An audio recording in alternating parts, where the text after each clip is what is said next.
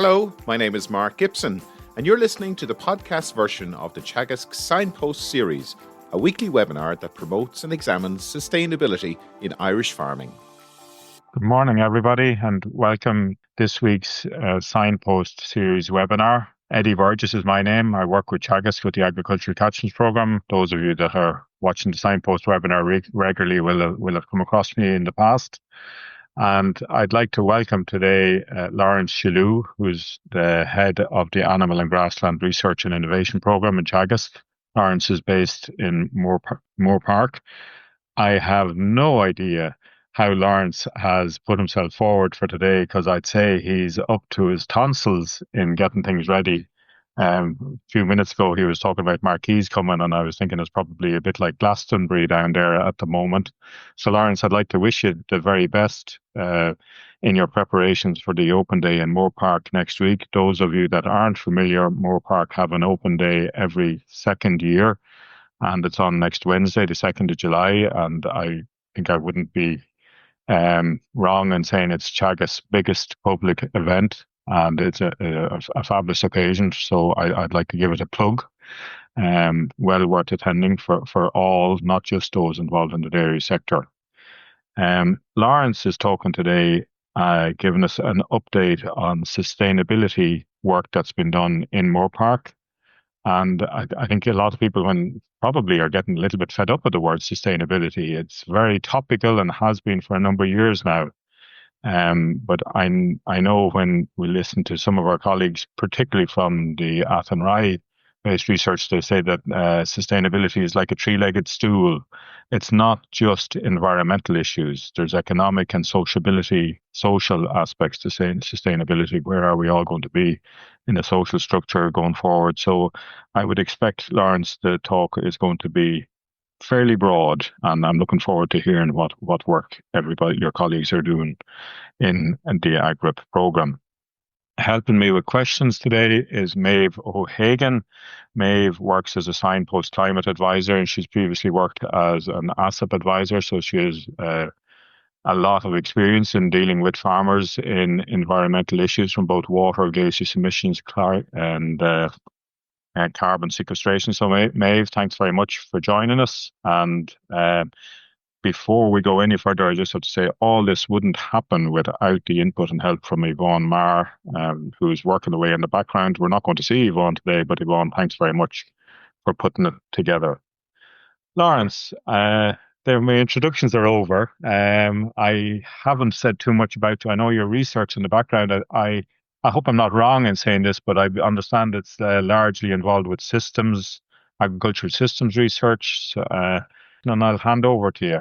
Thanks, Eddie, and thanks for that introduction. And I do apologise if I start talking about marquee placement in the middle of this, because that's where my head is at over the last couple of days. So we're in the final, I suppose, few days now into the Moorepark Open Day, which will happen next Wednesday, kicking off at 8:30. So what I'm going to do today, Eddie, is talk a little bit about, and I'm not going to do it justice. I'm just going to give a small introduction to what will be on show on the day next Wednesday. So we're very much looking forward to welcoming people. So the theme for the Moorepark Open Day is Innovating for the Future, and the theme for this morning is sustainability. And so I suppose and exactly like Eddie said, when we talk about sustainability, there's three pillars, and in effect, if we don't have a balance across these three pillars, we're not sustainable. So if we're economically sustainable but not environmentally sustainable, we're not sustainable. And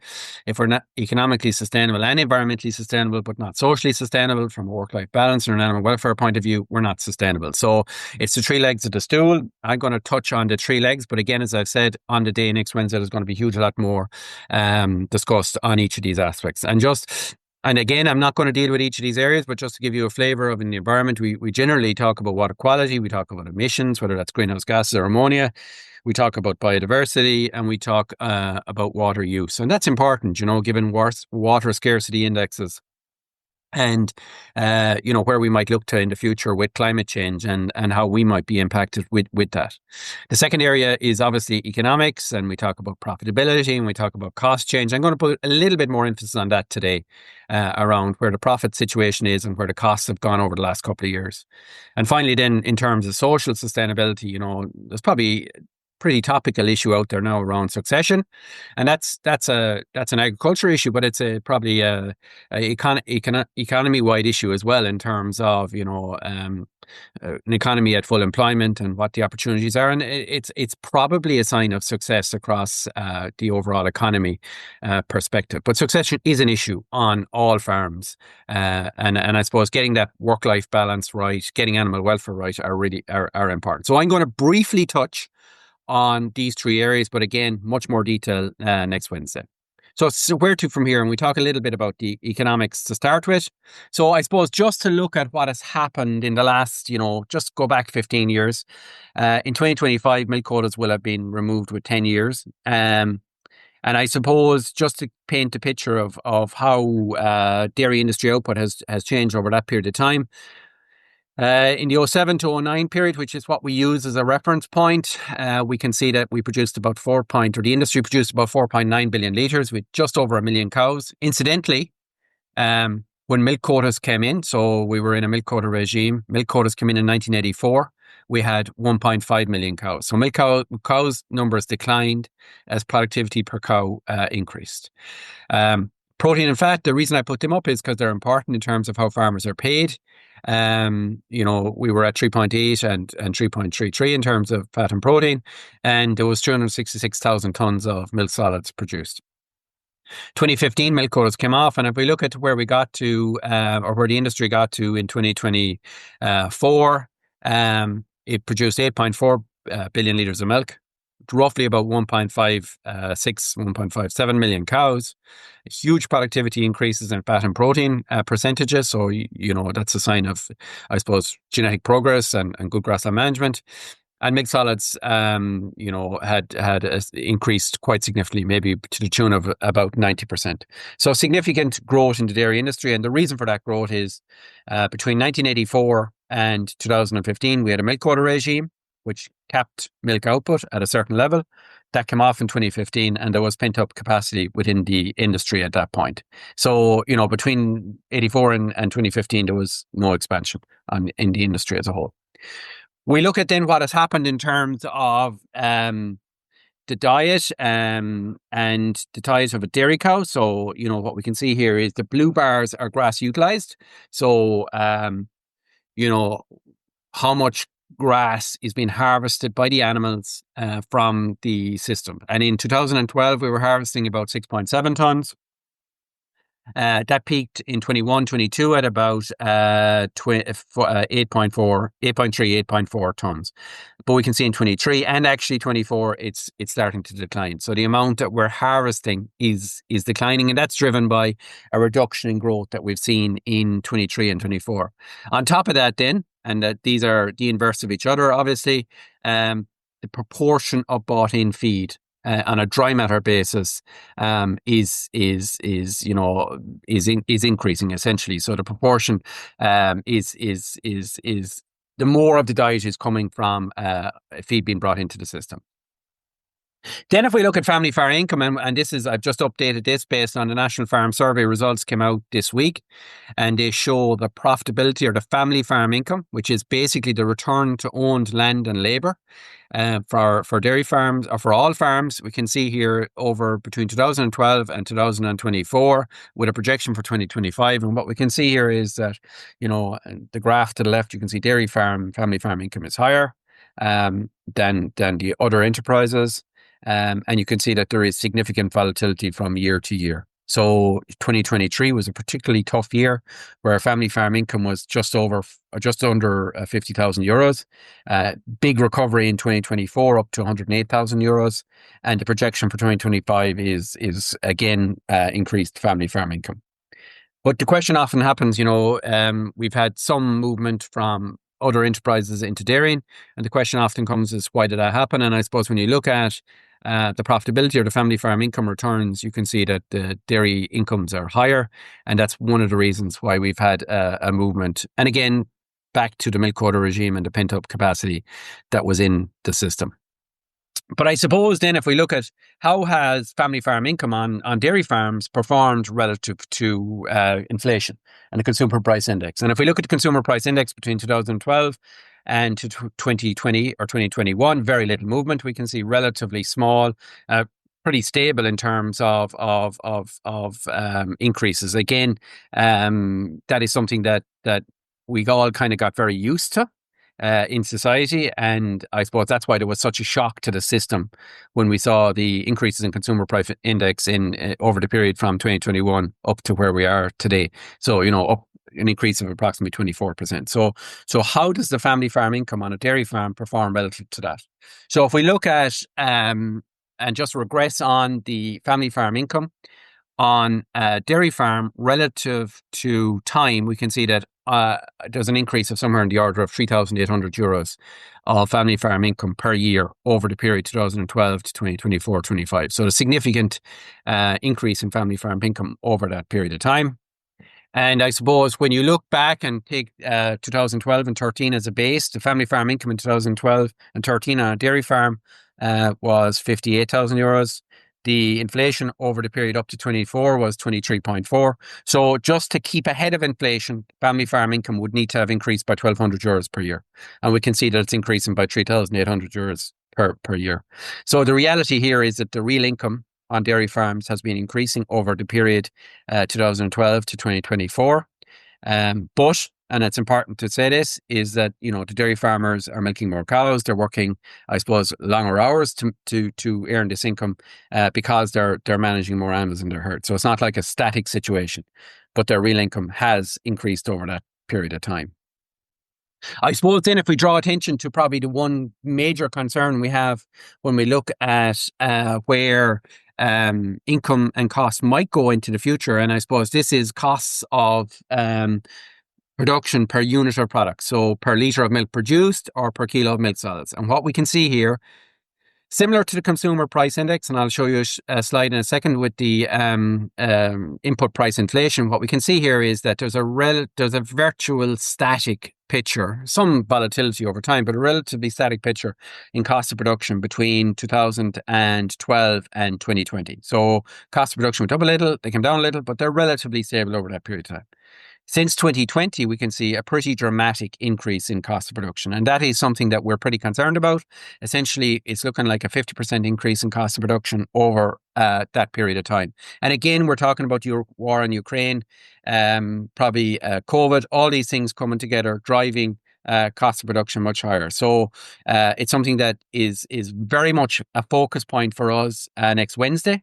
How do we get control of costs again? How do we help farmers to take out costs out of their business?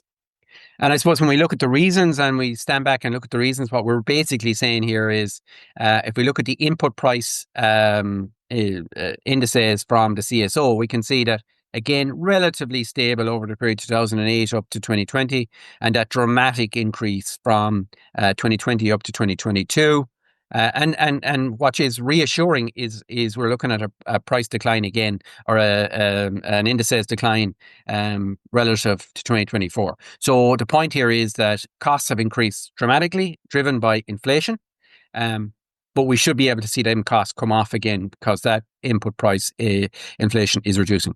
It appears that those costs are not dropping as dramatically as we would have liked them to drop at farm level. So that's something that we need to focus on at farm level. So what do we need to do at farm level to take some of the costs out to ensure that we can get back to a situation where we're, I suppose, in a better position if milk price was to drop going forward. So that's a big focus for us going forward. The second area I just want to touch on is the environment, and just want to talk a little bit about, what the numbers are, and I suppose where the overall picture is. And the first thing I'm going to talk about is carbon footprint, and I'm using a paper published by colleagues in New Zealand. So they published this paper in the Journal of Dairy Science in 2022, and it ranked countries based on their carbon footprint. And it has a whole range of different countries there, and it has Ireland in there at 105.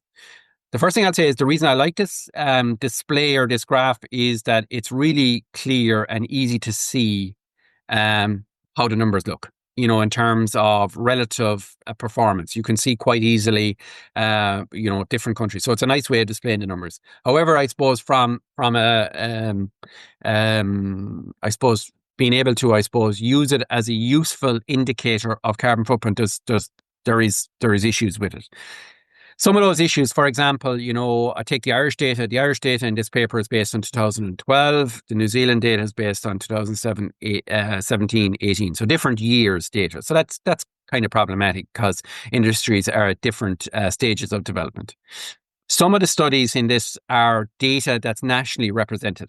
So what does that mean? It means that, like the National Farm Survey, our own data, basically it's a weighted population to represent the weighted sample to represent the population. So it's very representative of what's out there. So it gives you a clear picture of what the national numbers are. And some of these studies are there's nothing wrong with them, but they're not actually representative of the countries that they're I suppose showing the numbers for. And that's not a criticism of these studies. They were never designed for that. The third thing then is the allocation. So how we allocate between meat and milk is different. Where we draw the system boundary, whether it's, cradle to farm gate. So do we include all of the emissions associated with, for example, electricity production or the concentrate production that might be produced in South America or whatever. And again, there's slight differences across these studies. And also there's differences in maybe how the numbers are expressed. So I'm going to use this slide in a second again to show you where the direction of travel. But I suppose from a comparison point of view, it's slightly problematic.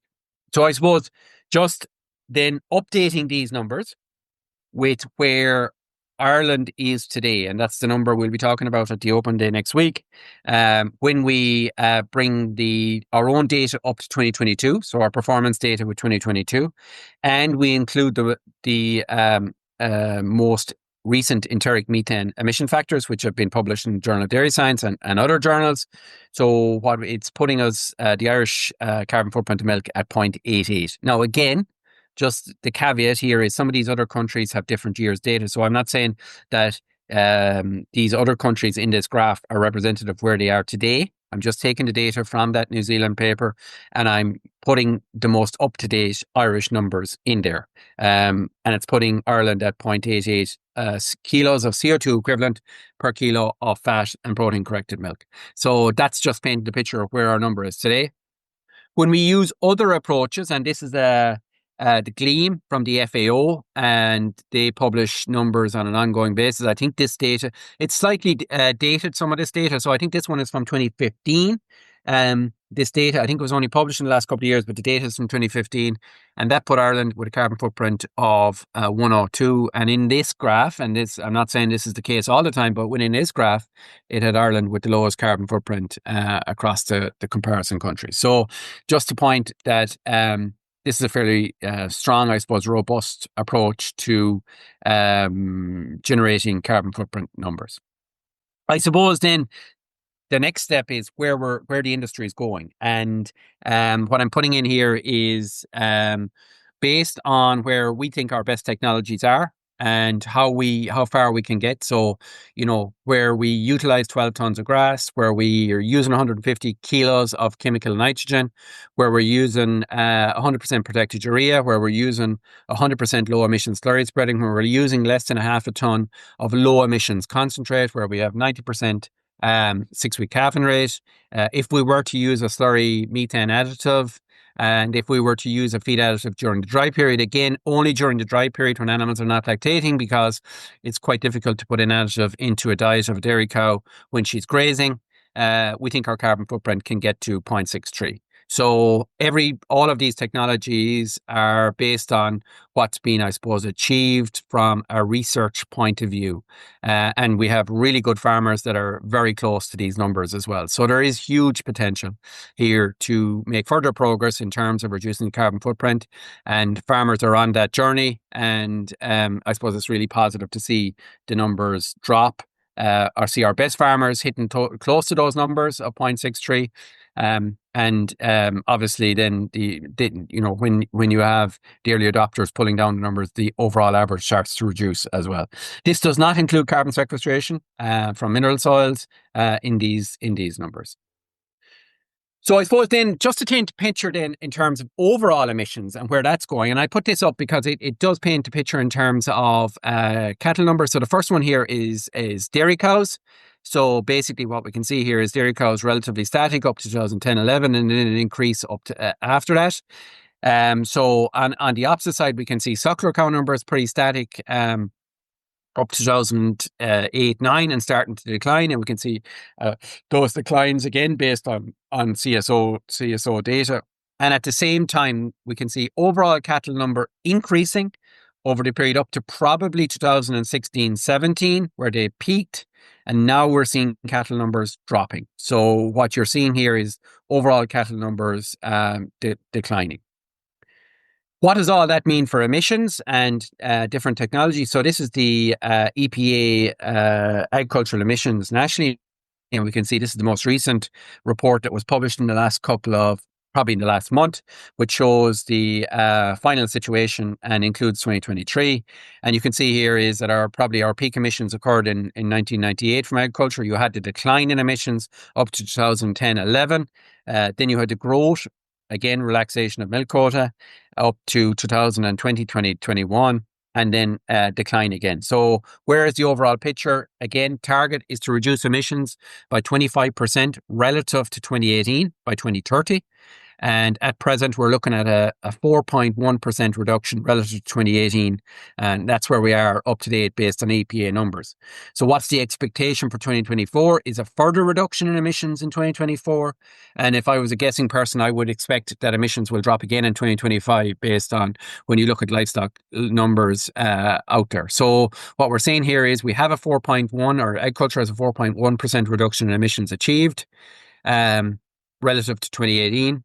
24 will see a further reduction, I'd expect.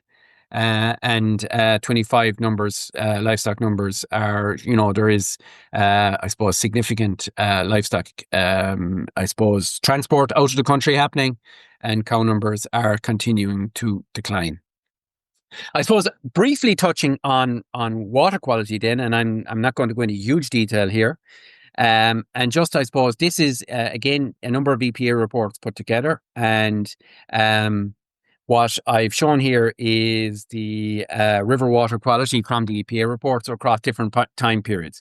And I suppose just to point high, good, and unsatisfactory. And unsatisfactory is over 8 milligrams. So what we're seeing here is that in the 2014-16 period, about 38% of our rivers were in that category.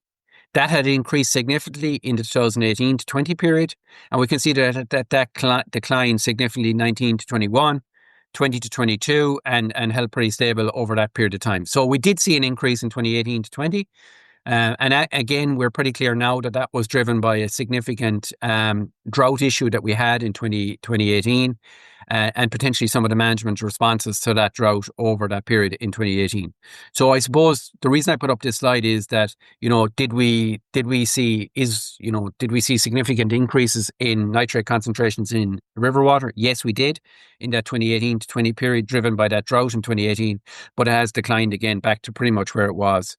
I suppose putting on top of that then, the most recent EPA report that came out, and the early indicators report that came out earlier this year, and we're awaiting, I suppose, further reports, but just painting the picture from that early indicators in terms of nitrate, and that does seem to show a significant reduction in nitrate concentration in those 20 monitoring sites in 2024. So we further await the numbers from the EPA here, but again, 2024 looks like there's a significant reduction in nitrate concentration, which is to be welcomed, and I suppose needs to be continued. And I suppose we'll have a major focus on water at the Moorepark 2025. And we'll talk very much about our Better Farming for Water campaign and the basically 8 actions for change. So very strong, and this has been, I suppose, talked about a lot within this forum here, but very much focused on nutrient management, land management, and farmyard management. And, there's probably little bits that can be done on some farmers have probably very little to do, some farmers have more to do, but, there's probably things to be done on all farms in this space. So I suppose, to summarize on the water, progress has been made. And I suppose we need that to continue at farm level, and through these water quality campaigns, for example, Better Farming for Water, there's going to be increased emphasis placed on water. The last slide I have on the environment is just on ammonia, and ammonia, just to make the point, is a really positive story. Ammonia reductions, we're seeing a significant ammonia reductions since 2018. And that's really positive because that's based on action at farm level, and ammonia is about 99.5% of it is coming from agriculture. So it's very much driven by agriculture. And what we're seeing is, technology take up, whether that's low emission slurry spreading, whether it's fertilizer type, whether it's low crude protein concentrate, is happening at farm level. And that's having a significant impact on ammonia. So much so that, the targets and the ceilings for ammonia are now being met. And that's something really positive, and we do need to celebrate these wins. We do need to, call out when action at farm level is having significant impact in terms of meeting different criteria. So the last piece on sustainability is social, and I have 2 topics, and this just in terms of calves, and then we're going to talk a little bit about labour, but just to make the point in terms of there's let's almost call it a revolution happening at farm level in terms of what's happening in terms of sex semen usage, beef genetics going on to dairy cows to increase the beef merit of the calves. So I suppose if we look at 2020, about 44% of the calves born from a dairy herd were beef, and that's increased to 54% in a 4-year period, and that will continue to grow. So that's having a significant impact on the beef merit of the calves coming from dairy herd. And what's driving that is the use of sex semen. So what we're seeing here is basically dairy farmers are using dairy sex, so female sexed semen, to breed dairy replacements. So that means that there is less need to reduce or to use dairy, so they can use less dairy, and then there's an opportunity to use more high beef merit AI on their dairy herd, and that's what they're doing. So it's really positive. There is I suppose some decline, and again, this will be talked at length at the Open Day. There is some decline in conception rates when we use sex semen, but locally, there's been a huge focus on fertility within the index, within the EBI over the last 25 years, which does create some space to have a slight decline in conception rates. It's one we have to watch on a continuous basis, but it's a real positive in terms of what can happen at farm level and what farmers are doing. The last piece I want to talk to, and I suppose this is probably the biggest issue we have out there in agriculture, and it's the age profile and the career attractiveness within dairy farms. And I suppose if we just look at some of the CSO stats and look at 2013, we had 8,200 farmers under 35.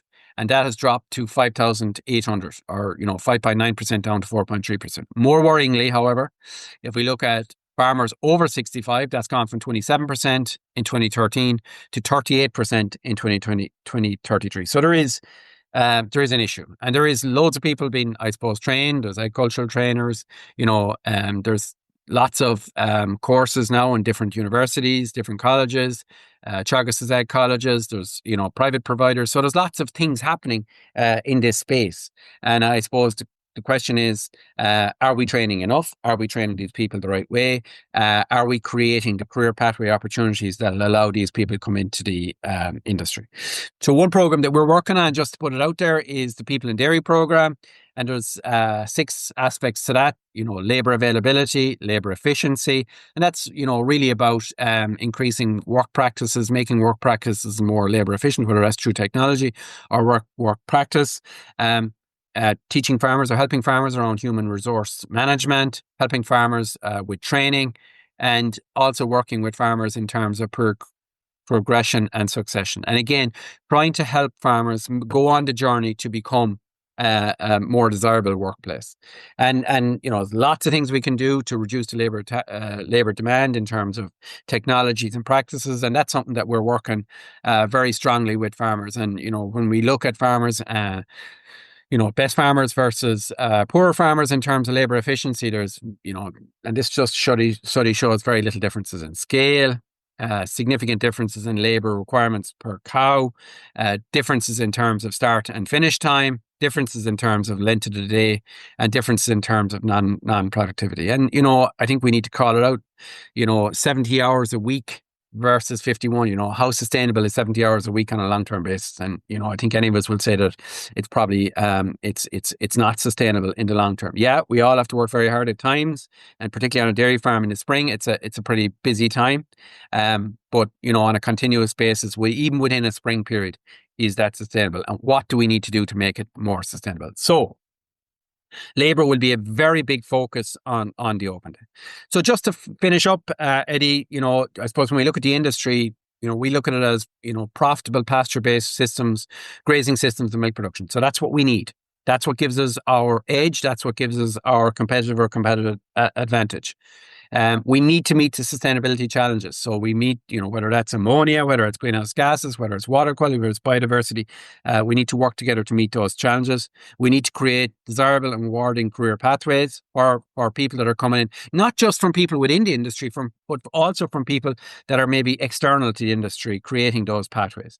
And I suppose the final piece is producing a differentiated value-added product that would mean that we, can get a higher milk price on a long-term basis. And I suppose they are what we need, and they are for me, the big components of an industry that is sustainable in the long term. So just to finish up, I just have a picture of our open day map and our open day route for the open day. And just to point, there's lots of information online about how to get here. It's a free event. You don't have to register. Gates open at 8:30, open till 5:00. All are welcome. It's family friendly. But just to, talk, it's very much focused on sustainability, and it's focused on innovation for increased sustainability. And it crosses all the different aspects from, grassland to business, to infrastructure, to breeding and reproduction, to dairy beef, animal health and welfare, working effectively or labour, the environment. There'll be industry partners available on the day. Ag tech will be available on the day. Our food research program will be discussed. Our Vistamil program will be discussed.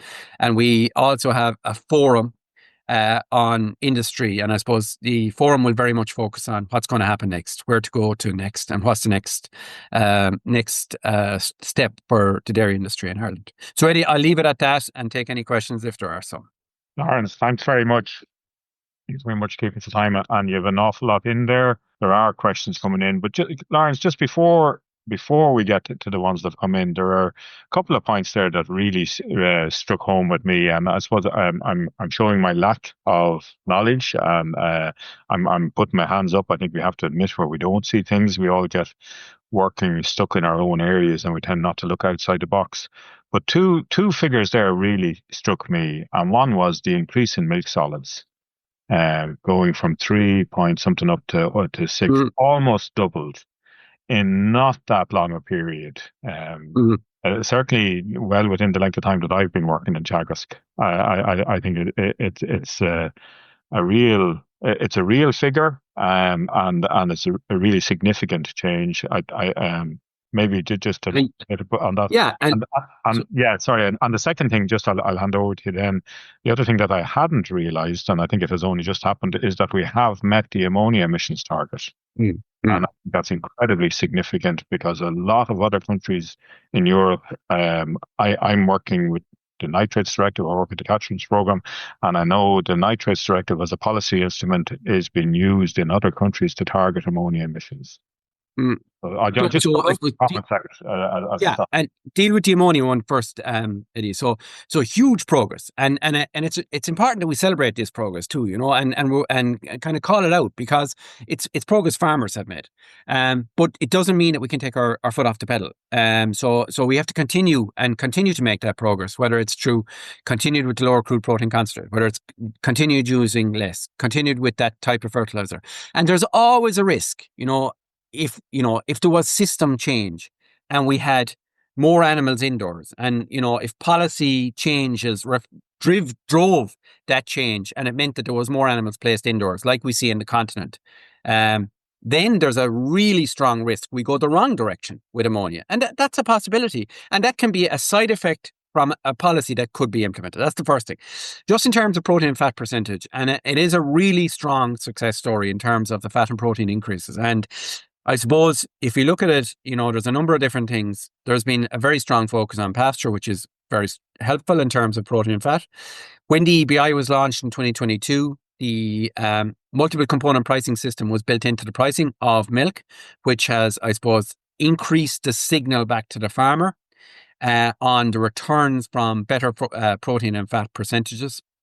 So that has reflected in the numbers. Just one example is that the increase, the rate of increase in fat and protein now relative to maybe 10 years ago is about the rate of increase is double.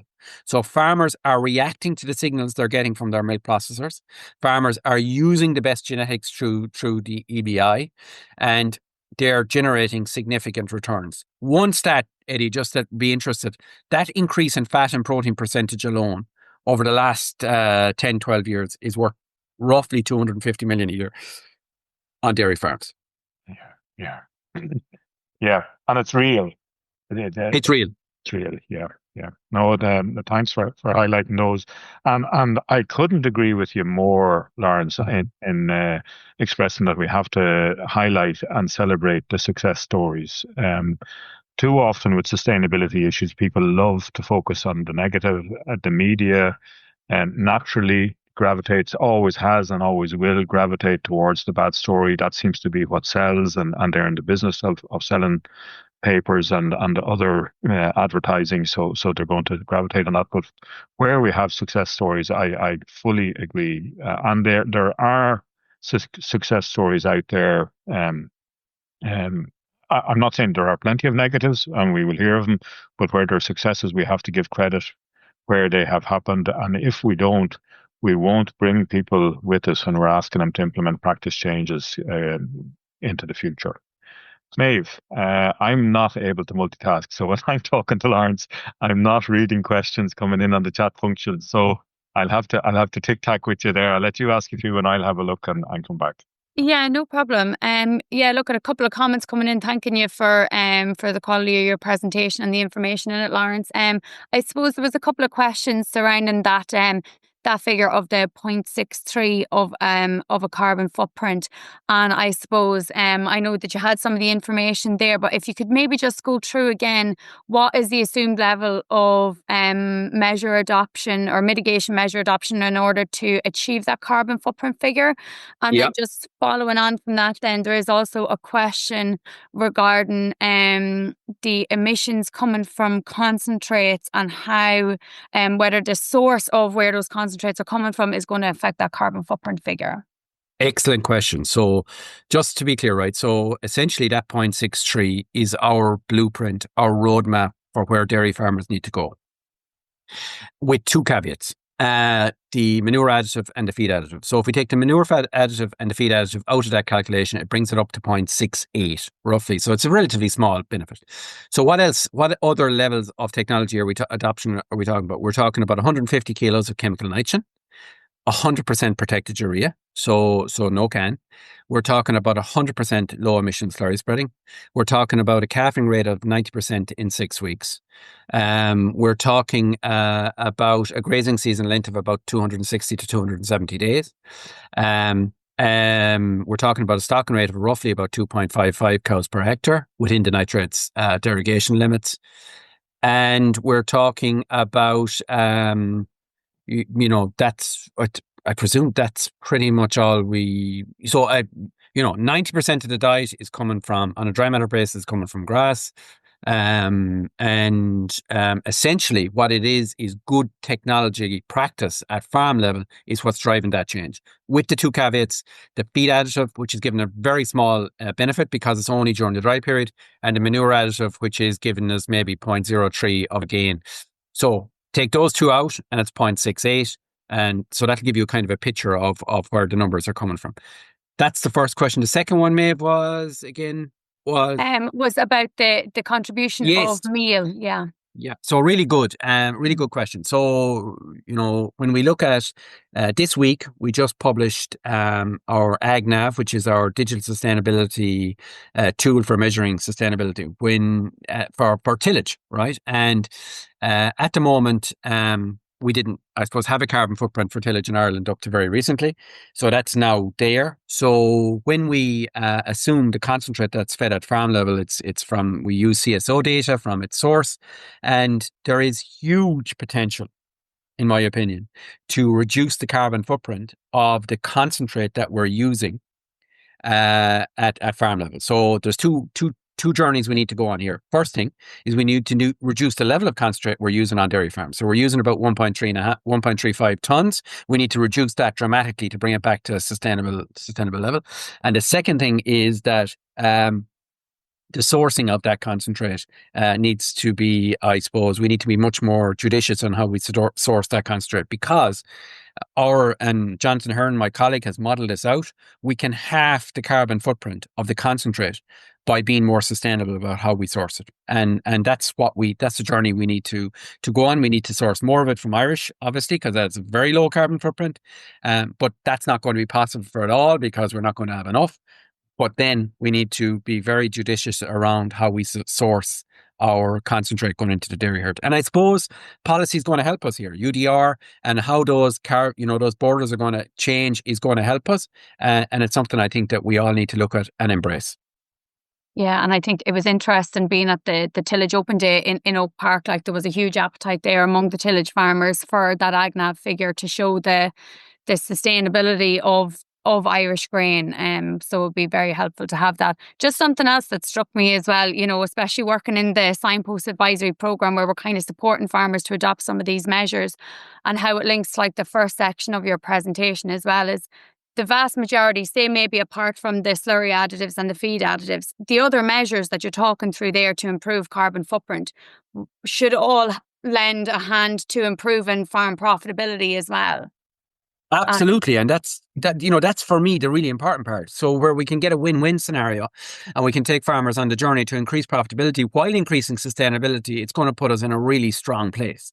Yeah. I suppose the reality is the feed additive and the manure additive part of it will come in time, but we don't have the business model really to, there's going to be costs associated with those. And how do we get that business model in play that will incentivize a farmer to use more of those technologies? So that's why the focus is very much on the technologies that will increase profitability and reduce emissions, while maybe working on that business model and working on the new technologies. And there is a pipeline of new technologies that we're working on to reduce the emissions. Some are given more exciting results than others. I think there was a few questions there, Eddie, as well, around carbon sequestration, wasn't there? There was. Sorry, Maebh. Yeah, I was lining those up to ask there, and perfect. I'm kind of just grouping them together, Laurence. There seems to be a lot of interest in carbon sequestration. One is the carbon footprint. Does carbon sequestration come in any way into the calculation of carbon footprint? And just very quickly put on, who measures carbon sequestration and who claims the benefit from it? Good question. So just in that 0.63 figure I talked about, there is no carbon sequestration put in there. The most recent data from, I suppose, Johnstone Castle and NASCO, the towers network. So we have a really strong network of towers being run by the team in Johnstown in terms of soil carbon. They're showing that, if based on the data that's coming through, if that was to be representative across the country, that would bring our carbon footprint from potentially 0.63 down to 0.5. We don't include it in the numbers. Because we're waiting, I suppose. The reality is we're waiting for that data to come through in a much more robust fashion in terms of what's happening in the towers. And I'm sure in this Signpost network, our program, our discussion, the sequestration stuff has come up before and it's been discussed before at length. So there's a whole team working on it.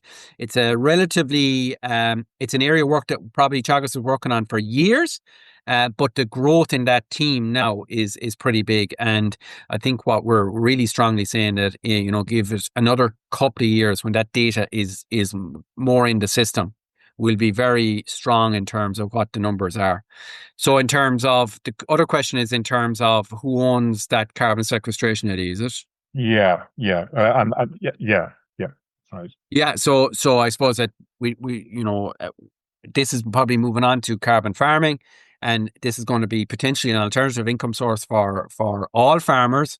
And that whole debate is going to have to be had in terms of what's happening in terms of sequestration. But I suppose the important piece there, and one we need to probably differentiate, is you have baseline carbon sequestration on mineral soils, but then you have the additionality. So what's been done to increase the levels of sequestration. And in my head, both of them should be counted in terms of the overall numbers and the overall picture in terms of sequestration. So you have what's happening and what are we doing to increase the level of sequestration. And they're two separate things. Yeah, there was just a couple of questions there, I suppose, around like the social sustainability side of things, Laurence. Two questions there that I think could be slightly linked, I suppose. There was one there talking, wanting you to comment on the issue around land accessibility for young farmers and the barrier that presents to maybe encouraging young farmers to get involved. And then another question then actually around the percentage of dairy heifers that are now being contract reared, and I suppose that can kind of be connected maybe to land accessibility and nitrate stock and the pressure that can put on farmers as well. Yeah, and like, I suppose, deal with the second one first. There is increased levels of contract rearing, and I suppose that is land mobility in one sense. What you're doing is you're increasing the level of specialization. You're taking the heifers off, and you're using that land then from to produce milk essentially. So and there is a cost, and the cost. It's important that we, I suppose, spell that out. There is a cost out of getting heifers reared, contract reared. And if you can use that land to produce milk, then there's an advantage out of doing that. If you don't, then there's a cost associated with it. And there's also, an increased specialization. So your contract rearer could be potentially a better rearer of heifers than you are yourself. So there's many advantages, but I suppose the one thing for me is that it's like any business arrangement. You need to watch it tightly. You need to ensure that there is that you're getting back what you want. And there's many of these relationships work very well. There's the odd one that doesn't, and I think it's important that they're managed. That's the first thing. Second thing, land availability, and land availability is an issue for some, absolutely. But I suppose for me, when I'm looking around and I'm looking at talking to dairy farmers, there's a much bigger challenge than land availability, and that's having people that have the skills, the training, the attitude, the business etiquette to take on some of these business opportunities that are there. For me, that's a much bigger issue than land. Yes, land availability is an issue as well, but having people with the right training, spent time with the best farmers, are really strong from a business point of view, really strong from a grassland point of view, really strong from an animal management point of view, and having those people, there will be many more opportunities than those people are available for. And that's the problem. So making sure that we have those people coming through the system, for me, is much bigger issue so that they're able and willing, and probably even most importantly, that they themselves can decide and look at the best opportunities and see the best opportunities and can take on the best opportunities, and that they're able to distinguish the best opportunities from maybe the not so good opportunities. So having people with those skills is really, really important. Yeah, that's perfect, Laurence. Thanks very much. It is a big issue, I suppose, like going forward, but maybe we need to think outside the box a little bit in terms of, there's plenty of people with interest in farming and that, but yeah, maybe it's just creating some sort of way to link those people up with people who are looking for hands on the farm as well. So There's a lot of interest on the carbon emissions and that questions, and I'm conscious there are a few other topics in there, so maybe we might pick out one or two more in that area and then move on to the others. But interesting came in there. Will it be possible, do you think, for farmers to get to net zero carbon emissions? Just as my own personal comment, just looking at it, when you had the measures that were needed to get down to the 0.63, you had 150 kilograms of chemical nitrogen. I often get asked by farmers, why are we going with 150? Should we not be looking for 50 or even less? So I'll put those two together. So I suppose for me, Eddie, yeah, absolutely. Chemical nitrogen, and I think we have to take it in the round. Moving to protected urea has about a quarter of the emissions when we compare it to CAN. So moving to protected urea for me is the most important step in terms of reducing the emissions from fertilizer. And then we reduce the level. And we're reducing the level because reducing nitrogen balance basically reduces the risk of nitrogen loss. So having less nitrogen in the system means there's less nitrogen to be lost through whatever pathway. So why don't we go with 50? And I suppose that's the big concern for me. Our big thing for me is we need balance and we need sustainability, and sustainability goes across the pathways. So if we just take about, the average response to a kilo of nitrogen is about 15 kilos of pasture. So that's what, from all our studies, that's what we're able to grow. We know that clover gives about 1.5 tons extra grass. So I suppose if we drop to 50 or if we drop to zero nitrogen, there's nothing wrong with that, but we need to adjust our stocking rates accordingly. And the implications that's going to have from a financial point of view, etc., needs to be considered before you do that. The data is very clear. Clover gives us 1.5 tons. We absolutely need to embrace that. We need to absolutely have clover in the system. But then we reduce our chemical nitrogen. We will reduce our pasture production. We look across all our different studies. That's clear. So if we don't want to reduce stocking rate, or if we need to that chemical nitrogen. So I suppose basically, if we look at across our different studies, we can grow with clover and 150 kilos of nitrogen. We can grow as much as we can grow with the 212 or the 214 without clover. So that's why it's 50 or 50, that's why it's 150 kilos of chemical nitrogen. Second question, Eddie, was can we reach net zero? Oh yeah, sorry, yeah. So I suppose based on where technology is today, and based on where we are with additives, for example, that 0.63 or 0.5. Let's call that 0.5 because we're talking about net zero from a carbon point of view. That's where I'd say the technology is today. But there is, as I kind of alluded to earlier, there is huge work going on in different areas, whether it's through on nitrous oxide, whether it's on CO2, whether it's on methane. And will technology in 2 years' time give us more in terms of what we can reduce? I would be very confident that it can. And the question then is, that's, going to net zero. I don't know what the question relative to GWP 100 or some other GWP. But I suppose, when we get, technology is today based on what I painted in front of you, potentially can bring us to 0.5. And then we talk about offsetting, whether that's through forestry or whatever you'd need to bring it down further, right? That's the first thing. But I suppose when we look at the different reports and look at, whether we're talking about temperature neutrality versus net zero, they're different things, and the need to reduce different components of emissions is different depending on what we're talking about. So I suppose really what I'm trying to say here is the devil is in the detail around some of this stuff. but just a lot of your comments and a lot of the questions come in here, and I'm probably going to direct this towards Maebh.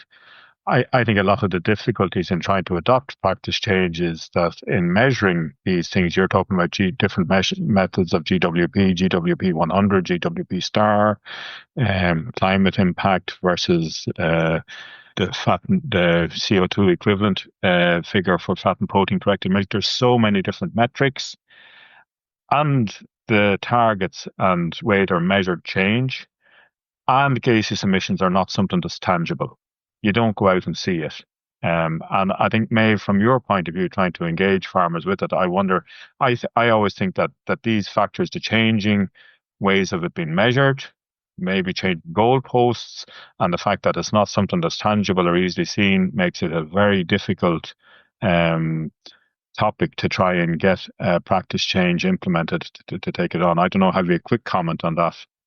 Yeah, definitely. It has come up before, especially around kind of the methane measurement. It is a comment that we would get quite commonly. But I suppose what I kind of say to that is, yeah, it's an important issue. It's great when we can get more accurate data to kind of back up the calculations and stuff like that. But at the end of the day, it doesn't actually change our target. It changes our baseline, but it doesn't change the fact that we still have to achieve a 25% reduction on our 2018 figures. So if our current methane figures were to be reduced, so too would our baseline of 2018. So it still leaves us in a similar position where we need to achieve that 25% reduction. So that's the first thing. And the second thing I would say is, especially to farmers, is, yeah, even though you might say, well, these measures, are they relevant if the things is going to change? There's none of the measures, as Laurence kind of talked through, like the likes of the improving grassland utilisation and, protected urea and better use of our nitrogen and improving our nitrogen efficiency. All of those things benefit profit anyway. So even if our baseline changes and the goalposts are moved and stuff like that, these are measures that we should be adopting on the farm, even just purely from an efficiency and profitability point of view.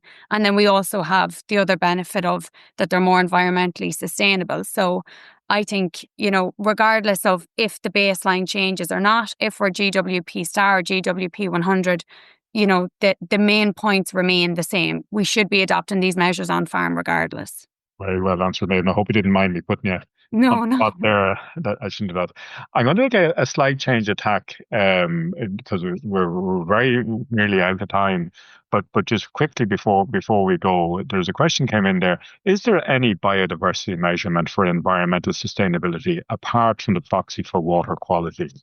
And that question really caught my attention because I was speaking at two farm walk events earlier this week. Tier had an event near Ballyraggett on Seamus Brennan's farm, and on the way driving into it, there was a protest sign put up, and it said "Dairy expansion equals green deserts."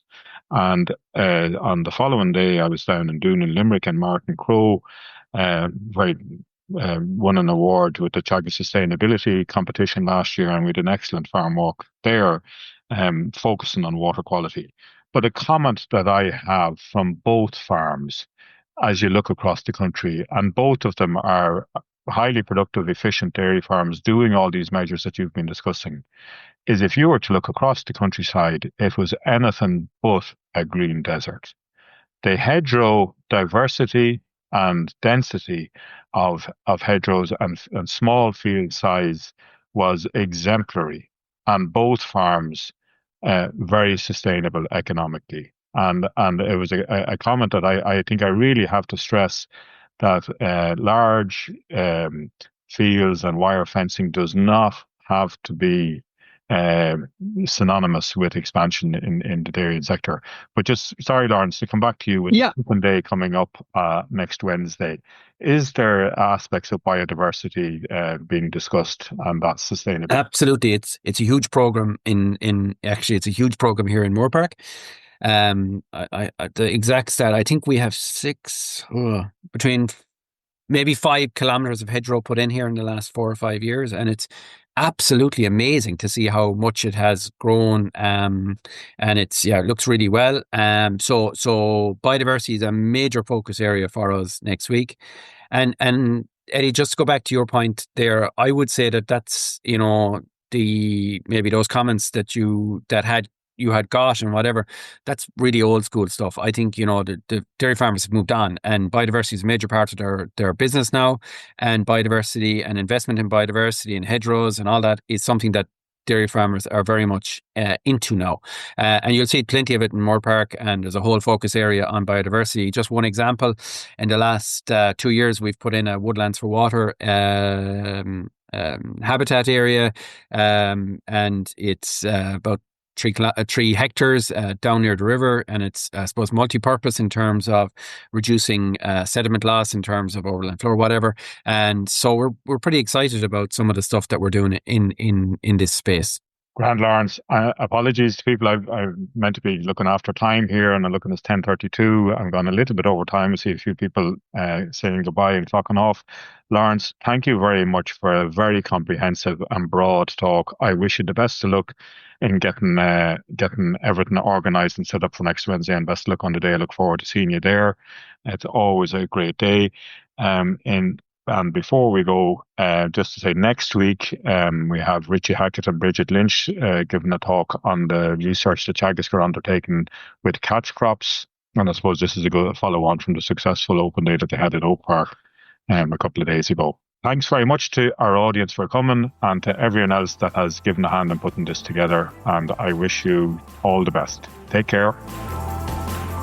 You've been listening to the podcast version of the Teagasc Signpost Series, the weekly webinar that promotes and examines sustainability in Irish farming. Don't forget to join us live every Friday morning for our latest webinar. For more, visit teagasc.ie. And you can also rate, review, and subscribe to the Signpost Series on Apple Podcasts, Spotify, or wherever you get your podcasts from. I'm Mark Gibson, and thanks for listening.